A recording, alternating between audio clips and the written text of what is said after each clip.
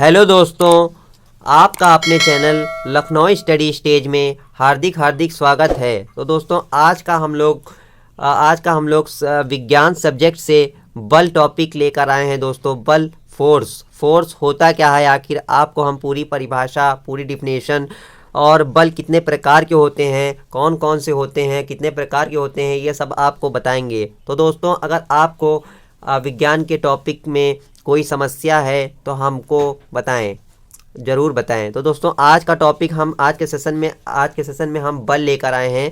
दोस्तों बल होता क्या है, आखिर हम एक एक चीज़ आपको समझाएंगे बेसिक से, बल होता क्या है दोस्तों।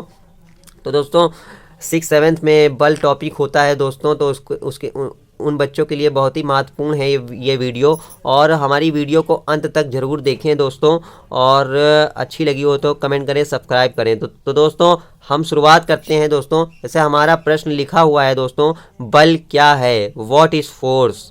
और दोस्तों इसका उत्तर है, हमारे उत्तर पे आते हैं, बल एक बाह्य कारक है, मतलब बल एक बाहरी कारक है, बाहर से, ठीक है दोस्तों, बाहरी कारक है जो किसी वस्तु की विराम अथवा गति अवस्था में परिवर्तन करता है। जैसे कि दोस्तों एक गाड़ी खड़ी हुई है, अगर हम उसको पीछे से धक्का मार रहे हैं तो वो हमारा बल कहलाता है। हम अपने बल से गाड़ी को धकेल रहे हैं, गाड़ी आगे बढ़ रही है, वही होता है हमारा बल।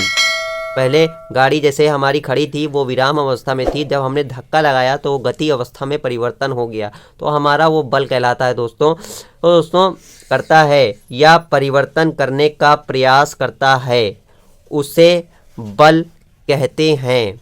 इसका एसआई मात्रक जो होता है दोस्तों न्यूटन होता है। बल को हम लोग किस में नापते हैं, न्यूटन में दोस्तों, एन, इसका संकेत होता है एन। तो दोस्तों बल के दो प्रकार होते हैं दोस्तों, बल के दो प्रकार होते हैं। पहला होता है संतुलित बल, दूसरा होता है असंतुलित बल।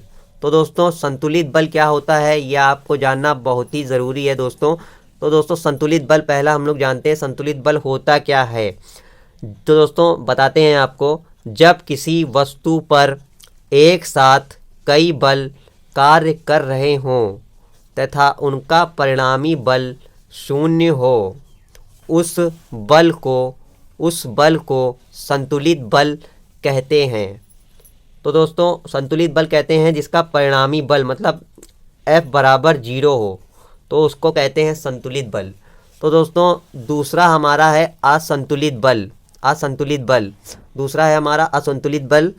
तो असंतुलित बल होता क्या है, जो हमसे संतुलन ना बन पाए वो होता है असंतुलित बल। जैसे कि हम लोग अपनी भाषा में कहें तो यही कहेंगे दोस्तों। तो इसकी डिफिनेशन जब हम लोग पढ़ते हैं तो दोस्तों आइए डिफिनेशन आपको समझाते हैं इसकी।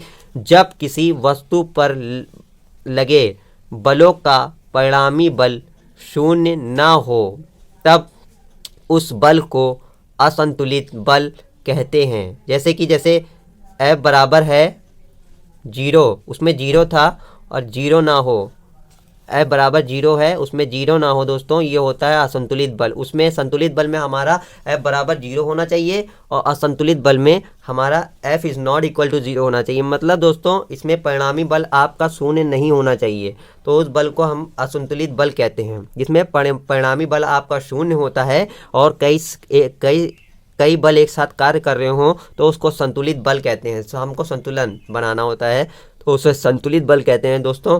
तो आपको आज की वीडियो अच्छी लगी होगी दोस्तों, मैं आशा करता हूँ आपको वीडियो अच्छी लगी होगी हमारी। तो दोस्तों अगर आपको वीडियो अच्छी लगी हो तो कमेंट करें, सब्सक्राइब करें और बेल आइकन की घंटी दबाना ना भूलें दोस्तों। जय हिंद।